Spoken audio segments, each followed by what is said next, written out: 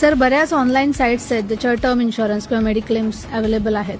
तर राहुल कुलकर्णी जे आपले ॲडवायझर आहेत, तुम्ही आहात, तर त्यांच्याकडूनच का घेतला पाहिजे इन्शुरन्स? ज्या वेळेला तुम्ही एक्झिक्युशन ओनली प्लॅटफॉर्म्सवरनं मेडिक्लेम घेता, टर्म इन्शुरन्स घेता, no one is accountable for your policy. म्हणजे काय, तुम्ही आज ऍडमिटेड आहात आणि तुम्हाला माहिती आहे काय एक्झॅक्टली आपण कुठे पॉलिसी काढली आहे, पण तुम्हाला ऍक्शन घेता येत नाहीये. तुमच्या पश्चात कोण ऍक्शन घेणार आहे?